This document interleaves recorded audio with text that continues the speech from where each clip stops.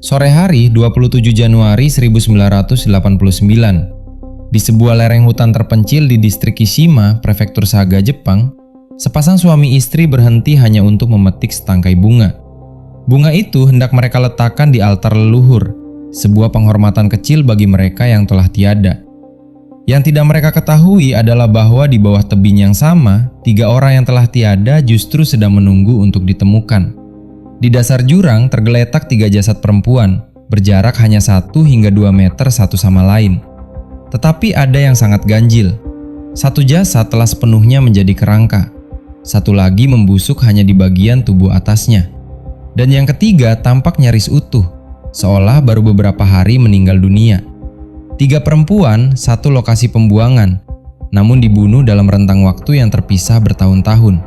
Artinya, seseorang telah datang ke tempat terpencil ini bukan sekali, melainkan berulang kali selama bertahun-tahun untuk membuang korban demi korban di titik yang persis sama.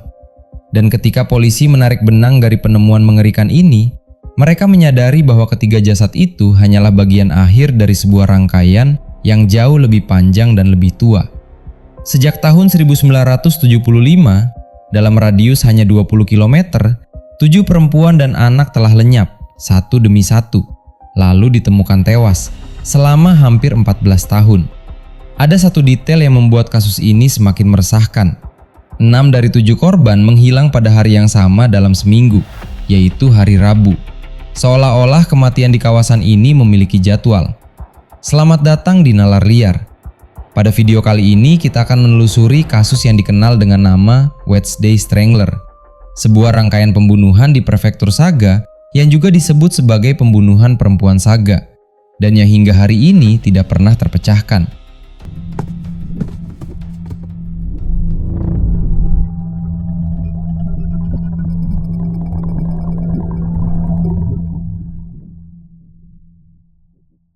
Untuk memahami betapa mengganggunya kasus ini, kita perlu membayangkan tempat di mana ia terjadi. Prefektur Saga terletak di Pulau Kyushu, di bagian barat daya Jepang. Pada dekade 1970-an hingga 1980-an, kawasan ini adalah daerah pedesaan yang tenang, terdiri dari kota-kota kecil seperti Kitagata, Shiroishi, Kitashigeyasu, dan Takeo. Sawah, kebun jeruk mandarin, sekolah-sekolah kecil dan jalan-jalan sepi adalah pemandangan sehari-hari. Ini adalah Jepang yang dikenal sebagai salah satu negara teraman di dunia, tempat anak-anak biasa berjalan kaki sendirian ke sekolah, dan para perempuan pulang larut malam tanpa rasa takut. Justru di latar yang tampak damai inilah seorang predator beroperasi selama bertahun-tahun tanpa pernah teridentifikasi, memanfaatkan rasa aman yang menjadi ciri khas masyarakat tersebut. Korban-korban dalam kasus ini bukanlah satu tipe orang tertentu. Mereka sangat beragam, dan inilah yang membuat penyelidikan begitu sulit. Ada pelajar sekolah menengah pertama berusia 12 tahun. Ada gadis remaja berusia 19 tahun. Ada karyawati pabrik berusia 27 tahun. Ada seorang murid sekolah dasar kelas 5 yang baru berusia 11 tahun. Ada karyawati restoran berusia 48 tahun. Seorang ibu rumah tangga berusia 50 tahun. Dan seorang pekerja kantoran berusia 37 tahun. Rentang usia korban yang begitu lebar, dari anak-anak hingga perempuan parubaya, adalah hal yang tidak biasa dalam kasus pembunuhan berantai. Pada umumnya, pelaku berantai memiliki tipe korban yang konsisten, seperti kasus The Monster of Lawrence, di mana korbannya hampir semua adalah sepasang kekasih muda. Hal ini kelak memunculkan pertanyaan besar di kalangan penyidik dan pengamat. Apakah benar semua ini adalah perbuatan satu orang yang sama? Yang membuat kasus ini terasa begitu dekat dan manusiawi adalah betapa biasanya kehidupan para korban. Mereka adalah pelajar yang sedang menanti masa depan, gadis muda yang baru memasuki usia dewasa, karyawati yang berangkat dan pulang kerja setiap hari, serta ibu rumah tangga yang menjalani rutinitas keluarga. Tidak ada satupun dari mereka yang hidup dalam dunia berisiko tinggi. Mereka hanya menjalani hari-hari biasa di sebuah kota kecil, hingga sebuah hari Rabu mengubah segalanya. Justru kebiasaan inilah yang konon dimanfaatkan oleh pelaku, yang tampaknya memahami betul ritme dan jadwal komunitas tempat ia tinggal. Mari kita selami beberapa detail yang akan menjadi sangat penting di segmen-segmen berikutnya. Pertama, pola hari Rabu. Dalam 6 dari 7 kasus, korban menghilang pada hari Rabu, umumnya pada sore atau malam hari. Hanya satu korban yang menghilang pada hari Sabtu. Pola ini begitu mencolok hingga melahirkan julukan Wednesday Strangler, dan ia mengisyaratkan kemungkinan bahwa pelaku memiliki jadwal tetap. Mungkin seseorang yang hari liburnya jatuh pada hari Rabu. Kedua, faktor geografi. Seluruh 7 pembunuhan terjadi dalam radius sekitar 20 km. Pelaku, siapapun dia, tampaknya sangat mengenal medan setempat, mengetahui jalan-jalan sepi, lokasi pembuangan yang tersembunyi, dan ritme kehidupan masyarakat kecil itu. Ini memperkuat dugaan bahwa pelaku adalah orang lokal, bukan pendatang. Ketiga, dan ini yang paling meresahkan, adalah komunikasi. Dalam beberapa kasus, keluarga korban menerima surat ataupun panggilan telepon misterius setelah korban menghilang. Ada surat yang ditulis dengan ejaan kana lama. Ada suara pria muda yang mengancam keluarga agar tidak menyerahkan apapun terkait korban kepada media. Detail-detail inilah yang akan kembali menghantui kita ketika kita menelusuri kronologi tiap kejadian. Untuk masyarakat sekitar, dampak dari rangkaian pembunuhan ini jauh melampaui angka korban. Setiap kali seorang perempuan atau anak menghilang, lalu ditemukan tewas berbulan-bulan atau bertahun-tahun kemudian, rasa aman yang selama ini dianggap pasti perlahan terkikis. Orang tua mulai mengantar anak-anak mereka ke sekolah, perempuan enggan pulang sendirian saat malam, dan setiap orang asing yang melintas di kota kecil itu menjadi sumber kecurigaan. Sebuah komunitas yang dulu terbuka berubah menjadi waspada dan ketakutan. Pola hari Rabu yang menjadi sumber julukan kasus ini patut kita cermati lebih dalam. Dalam dunia investigasi kejahatan berantai, pola waktu yang konsisten seringkali menjadi cerminan dari rutinitas pelaku. Jika benar 6 dari 7 korban menghilang pada hari Rabu, maka besar kemungkinan pelaku memiliki keterikatan khusus dengan hari itu, entah karena hari liburnya, jam kerjanya yang berbeda, atau kebiasaan tertentu yang hanya memungkinkannya bergerak bebas pada hari tersebut. Sebuah petunjuk yang di atas kertas seharusnya mampu mempersempit daftar tersangka secara drastis, namun pada kenyataannya tidak pernah membawa hasil. Penting juga untuk mengingat keterbatasan zaman itu. Sebagian besar pembunuhan ini terjadi pada era sebelum teknologi forensik modern berkembang pesat. Analisis DNA belum menjadi alat penyidikan yang umum. Kamera pengawas di ruang publik nyaris tidak ada di kawasan pedesaan. Dan jejak digital sebagaimana yang kita kenal hari ini sama sekali belum lahir. Pelaku beroperasi dalam dunia di mana ia dapat menghilang ke dalam keramaian tanpa meninggalkan rekam jejak elektronik apapun. Kombinasi antara kawasan terpencil, masyarakat yang saling percaya, dan minimnya alat forensik menciptakan kondisi yang nyaris sempurna bagi seorang predator untuk bersembunyi.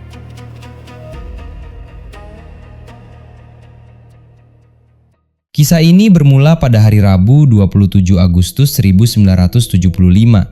Korban pertama adalah Tomiko Yamasaki, seorang pelajar sekolah menengah pertama berusia 12 tahun yang tinggal di kota Kitagata.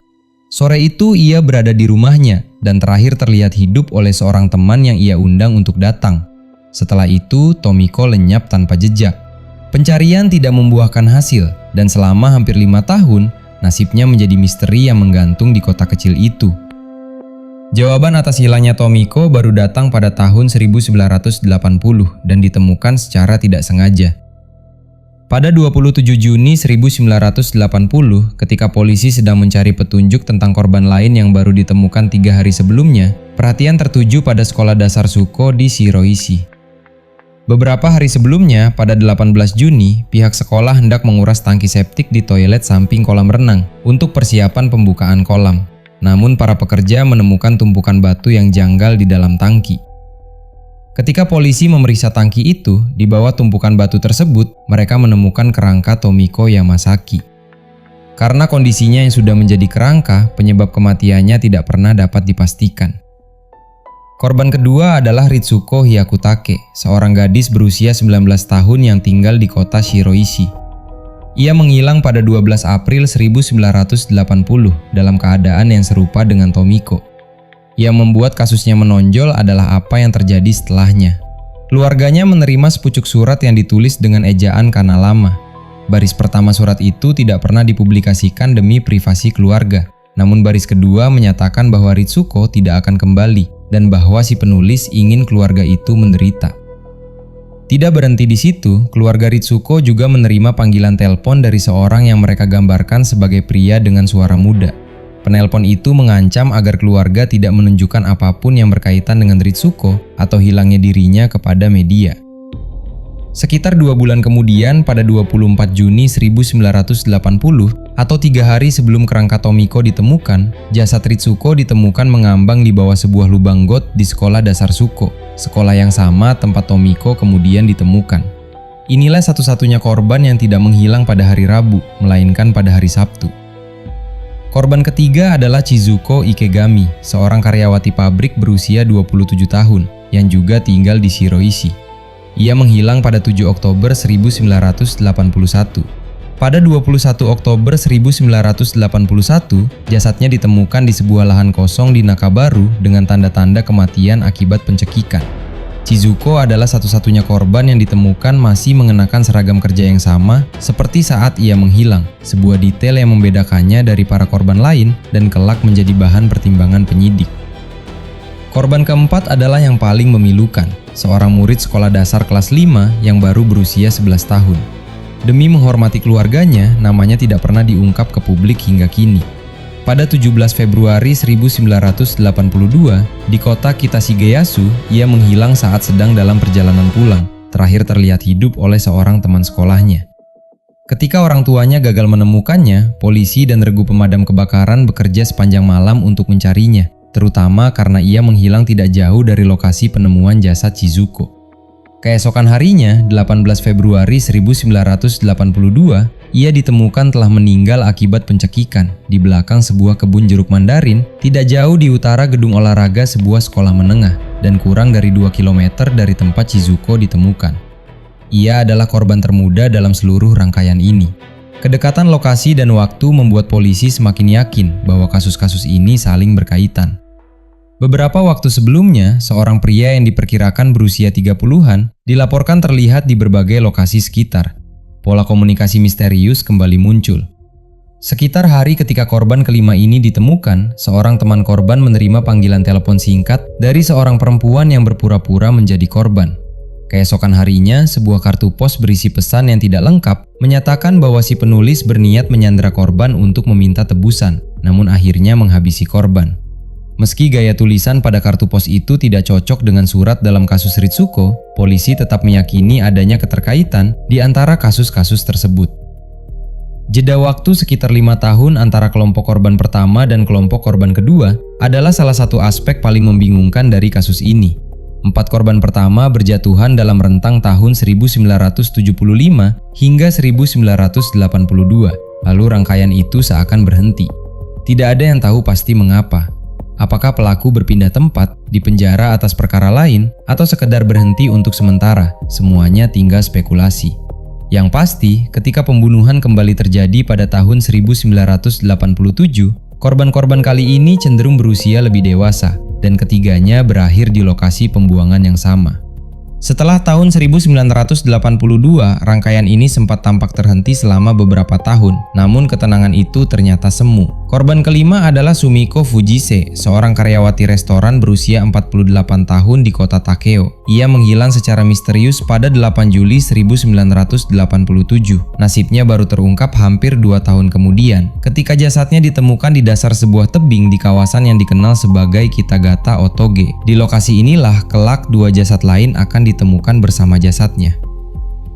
Korban keenam adalah Kiyomi Nakajima, seorang ibu rumah tangga berusia 50 tahun dari Kitagata. Ia menghilang pada hari Rabu, 7 Desember 1988 dan terakhir terlihat hidup oleh seorang warga setempat yang melihatnya bersama seseorang yang mengendarai sepeda. Sepekan kemudian, suaminya yang bernama Tadao bersama seorang petugas yang ditempatkan di rumah keluarga itu menerima panggilan telepon dari seorang pria misterius yang berbicara dengan logat Saga bercampur logat Kansai. Penelepon itu mengaku telah menemukan Kiyomi di dekat sebuah jalan pegunungan yang dijuluki Yakigome dan mengaku sebagai seseorang yang dikenal oleh keluarga tersebut. Setelah panggilan itu, rumah keluarga Nakajima dan kantor pos tempat Tadao bekerja terus-menerus menerima panggilan telepon tanpa suara yang diduga berasal dari orang yang sama, sebuah bentuk teror psikologis yang dingin dan terhitung.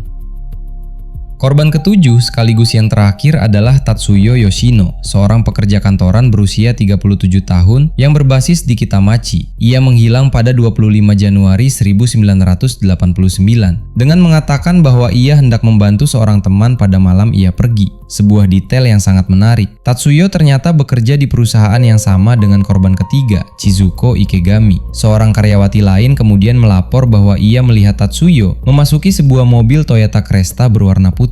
Pada hari yang sama saat jasadnya ditemukan, polisi menemukan mobil Tatsuyo di sebuah tempat bernama Takeo Bowl. Maka kembali ke adegan pembuka kita. Sekitar pukul 5 sore tanggal 27 Januari 1989, pasangan suami istri yang sedang memetik bunga itu menemukan 3 jasad di dasar tebing di distrik Kishima. Ketiganya kemudian diidentifikasi sebagai Sumiko Fujise, Kiyomi Nakajima yang berjarak sekitar 1 meter dari Sumiko, dan Tatsuyo Yoshino yang berjarak sekitar 2 meter dari Kiyomi. Diyakini bahwa ketiganya dibunuh pada waktu yang berbeda. Sumiko pada 8 Juli 1987, Kiyomi pada 7 Desember 1988, dan Tatsuyo pada 25 Januari 1989, hanya 2 hari sebelum jasad mereka ditemukan. Kondisi ketiga jasad mencerminkan perbedaan waktu pembunuhan itu. Tubuh bagian atas Kiyomi telah membusuk secara signifikan, sementara Sumiko telah menjadi kerangka. Barang-barang milik para korban diduga dibuang dan tersebar dalam radius sekitar 2 mil dari lokasi penemuan jasad.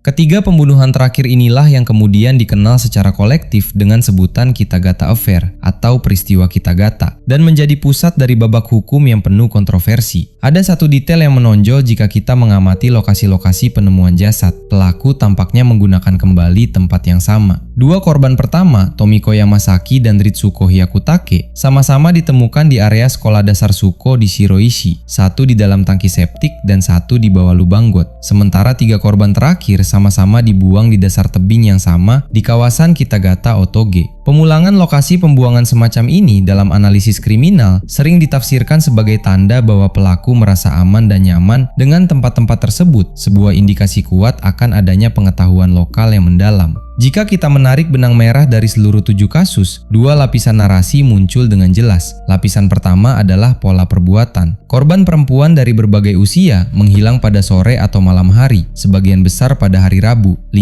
diantaranya tewas akibat pencekikan, dan beberapa ditemukan dalam kondisi sebagian pakaiannya telah dilepas. Sebuah detail yang membuat penyidik menduga adanya motif tertentu di balik kejahatan ini. Lapisan kedua adalah upaya pelaku untuk bermain-main dengan keluarga korban dan polisi melalui surat, kartu pos, dan panggilan telepon, seolah ingin memperpanjang penderitaan sekaligus menunjukkan kendali.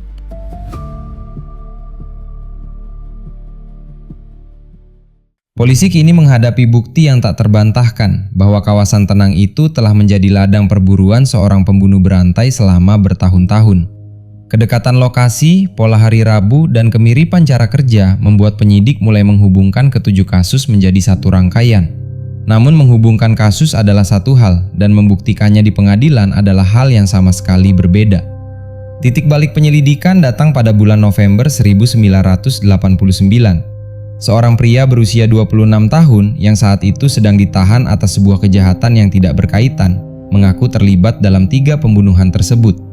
Pengakuan itu diperoleh melalui sebuah metode interogasi yang dikenal sebagai cognitive interview atau wawancara kognitif. Namun tidak lama setelah memberikan pengakuan, pria itu mencabutnya kembali dan menyatakan bahwa pengakuan itu tidak benar. Sosok pria yang mengaku pada tahun 1989 itu sendiri merupakan teka-teki tersendiri. Ia bukan ditangkap karena pembunuhan, melainkan sudah lebih dulu berada dalam tahanan atas perkara yang sama sekali tidak berkaitan. Metode wawancara kognitif yang digunakan untuk menggali pengakuannya pada dasarnya adalah teknik yang dirancang untuk membantu seseorang mengingat detail suatu peristiwa secara lebih rinci. Namun ketika teknik semacam ini diterapkan dalam tekanan ruang interogasi, garis antara mengingat dan menyugesti dapat menjadi kabur. Pencabutan pengakuan oleh pria itu tidak lama setelah ia memberikannya, menjadi titik lemah yang kelak meruntuhkan seluruh dakwaan. Drama hukum di kasus ini bahkan menyentuh detik-detik terakhir secara harfiah. Ketika jaksa mengajukan surat dakwaan pada 7 Juli 2002, mereka hanya menyisakan sekitar 6 jam sebelum batas waktu hukum untuk salah satu pembunuhan benar-benar habis. Keputusan untuk mendakwa di ambang tenggat ini menunjukkan tekanan luar biasa yang dirasakan aparat untuk menutup kasus yang telah menghantui Prefektur Saga selama lebih dari 1 dekade. Namun terburu-buru mengejar tenggat tanpa bukti yang kokoh justru menjadi salah satu kelemahan yang kemudian disoroti pengadilan. Selama bertahun-tahun setelahnya, kasus ini tetap menggantung. Baru pada 11 Juni 2002, Kepolisian Prefektur Saga secara resmi mendakwa pria tersebut, yang saat itu sedang menjalani hukuman di penjara Kagoshima atas perkara lain, dengan pembunuhan salah satu korban, kemudian menyusul dakwaan atas korban-korban lainnya. Yang menggambarkan betapa genting situasinya, surat dakwaan diajukan pada 7 Juli 2002, hanya sekitar 6 jam sebelum batas waktu hukum atau statute of limitations untuk pembunuhan itu habis. Persidangan dimulai pada 22 Oktober 2002. Disinilah keadilan menjadi medan pertarungan dua sisi yang harus kita sajikan secara berimbang. Dari sisi penuntut, jaksa meyakini bahwa terdakwa adalah pelaku, dan mereka menuntut hukuman mati. Argumen mereka bertumpu terutama pada pengakuan yang pernah diberikan terdakwa pada tahun 1989, serta sejumlah bukti yang sifatnya tidak langsung. Bagi jaksa, pengakuan awal itu adalah inti dari perkara. Dari sisi pembela, fondasi dakwaan justru diserang habis-habisan. Tim pembela berargumen bahwa pengakuan terdakwa tidak dapat diandalkan karena diperoleh melalui tekanan dan paksaan dari para petugas yang menginterogasinya. Mereka juga menunjukkan bahwa tidak ada bukti fisik yang konklusif yang menghubungkan terdakwa dengan pembunuhan-pembunuhan tersebut. Dengan kata lain, di luar pengakuan yang telah dicabut itu, perkara ini nyaris tidak memiliki bukti yang berdiri sendiri. Pada 10 April 2005, Pengadilan Distrik Saga menjatuhkan putusannya. Pengadilan menyatakan terdakwa tidak bersalah atas seluruh dakwaan. Alasan yang dikemukakan pengadilan sangat tegas, tidak adanya bukti yang konklusif, serta adanya unsur paksaan oleh para petugas yang melakukan interogasi. Dengan putusan ini, satu-satunya tersangka yang pernah diajukan ke meja hijau dinyatakan bebas. Pihak jaksa tidak menyerah dan mengajukan banding atas putusan tersebut. Namun pada 19 Maret 2007, Pengadilan Tinggi Fukuoka kembali membebaskan terdakwa, sebagaimana yang telah diputuskan oleh Pengadilan Distrik Saga pada tingkat pertama. Dalam persidangan tingkat kedua ini, jaksa berupaya menggunakan bukti baru berupa analisis DNA mitokondria untuk mencari kemungkinan keterkaitan dengan para korban. Namun sekali lagi, upaya itu gagal, dan terdakwa kembali dinyatakan bersih. Yang luar biasa dari putusan ini adalah pengakuan dari aparat itu sendiri. Dalam pertimbangan hukumnya, Kepolisian Prefektur Saga mengakui telah melakukan penyelidikan yang buruk, termasuk menginterogasi tersangka secara berlebihan. Bahkan kantor Kejaksaan Agung di Fukuoka menemukan sejumlah pelanggaran prosedur terkait banding yang diajukan jaksa. Tidak ada banding lebih lanjut yang diajukan setelah tenggat pada awal April 2007, sehingga pembebasan terdakwa menjadi final. Upaya jaksa menghadirkan analisis DNA mitokondria pada persidangan tingkat kedua sebenarnya mencerminkan harapan bahwa ilmu forensik modern dapat menutup celah yang ditinggalkan penyelidikan lama. DNA mitokondria sering digunakan ketika sampel yang tersedia sudah sangat terdegradasi, misalnya pada jasad yang telah lama membusuk atau menjadi kerangka. Namun kondisi tubuh para korban yang ditemukan bertahun-tahun setelah kematian, ditambah penanganan tempat kejadian perkara yang dinilai buruk sejak awal, membuat bukti biologis yang tersisa tidak cukup untuk menautkan siapapun secara meyakinkan. Teknologi yang seharusnya menjadi penyelamat justru tiba pada perkara yang barang buktinya sudah terlanjur rusak oleh waktu dan kelalaian. Konsekuensinya bersifat permanen dan menyakitkan. Dengan dibebaskannya satu-satunya terdakwa dan dengan habisnya batas waktu hukum untuk kasus-kasus yang tersisa, seluruh 7 pembunuhan secara resmi menjadi kasus yang tidak terpecahkan dan tidak lagi dapat dituntut. Untuk korban keempat, batas waktu hukum bahkan telah habis lebih dulu, sehingga aparat sejak awal tidak dapat menuntut siapapun atas kematiannya. Sang terdakwa yang dibebaskan kemudian mengkritik keras Kepolisian Prefektur Saga dan jaksa atas penyelidikan dan penuntutan yang buruk, sebagaimana yang juga disoroti dalam putusan persidangan kedua. Kasus ini meninggalkan beberapa teori dan pertanyaan besar yang hingga kini terus diperdebatkan. Mari kita tinjau beberapa di antaranya secara berimbang tanpa menyimpulkan mana yang benar. Teori pertama adalah keberadaan satu pelaku tunggal yang merupakan orang lokal. Pendukung teori ini menunjuk pada pola hari Rabu, radius geografis yang sempit, serta pengetahuan pelaku tentang lokasi-lokasi pembuangan yang tersembunyi.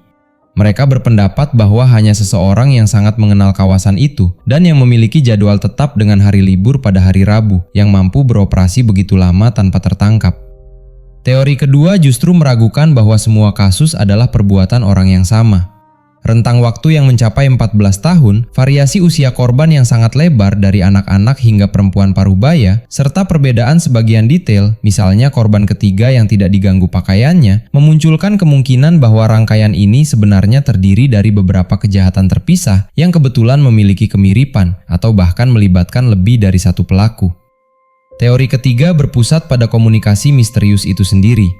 Surat dengan ejaan kana lama, kartu pos yang menyebut soal tebusan, serta panggilan telepon dengan logat campuran, semuanya menunjukkan adanya pelaku yang ingin terlibat secara psikologis dengan keluarga korban dan polisi. Namun fakta bahwa gaya tulisan pada beberapa pesan tidak saling cocok justru kembali membuka kemungkinan bahwa tidak semua komunikasi itu berasal dari satu tangan, atau bahwa sebagian di antaranya bahkan mungkin berasal dari pihak yang ingin mengacaukan penyelidikan. Di luar perdebatan tentang siapa pelakunya, kasus ini juga menjadi cermin atas kelemahan sistem peradilan. Pada 20 Maret 2007, setelah pembebasan di kedua tingkat pengadilan, Asosiasi Pengacara Fukuoka mengeluarkan pernyataan yang menyerukan agar setiap interogasi antara aparat dan tersangka direkam, sebagai upaya mencegah terulangnya pengakuan yang diperoleh secara paksa. Kasus ini tidak dapat dilepaskan dari konteks yang lebih luas tentang bagaimana sistem peradilan pidana Jepang menangani pengakuan tersangka. Selama bertahun-tahun, sistem penahanan dan interogasi di Jepang menuai kritik karena dinilai terlalu mengandalkan pengakuan sebagai bukti utama dengan masa interogasi yang panjang dan tekanan yang besar terhadap tersangka. Sejumlah kasus salah tuntut yang terkenal di Jepang berakar pada pengakuan yang belakangan terbukti diperoleh secara paksa. Pada akhirnya, kasus Wednesday Strangler meninggalkan luka ganda. Di satu sisi, ada 7 korban beserta keluarganya yang tidak pernah memperoleh keadilan, karena pelaku sebenarnya tidak pernah ditemukan dan seluruh kasus akhirnya gugur secara hukum. Di sisi lain, ada seorang pria yang menghabiskan bertahun-tahun di bawah bayang-bayang dakwaan atas kejahatan yang, menurut 2 tingkat pengadilan, tidak dapat dibuktikan ia lakukan.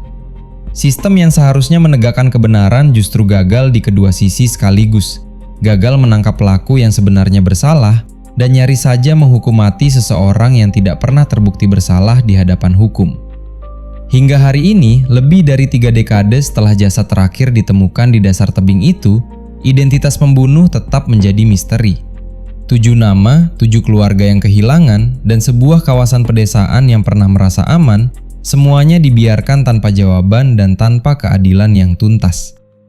Hingga naskah ini disusun, kasus Wednesday Strangler atau pembunuhan perempuan Saga tetap berstatus tidak terpecahkan, dengan seluruh batas waktu hukum yang telah habis dan tidak ada satupun pelaku yang pernah dinyatakan bersalah.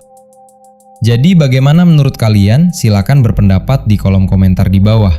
Jangan lupa untuk kasih like kalau kalian suka dengan konten-konten kami, dan tentunya terima kasih banyak kepada kalian yang telah menonton video ini. And see you guys in the next video.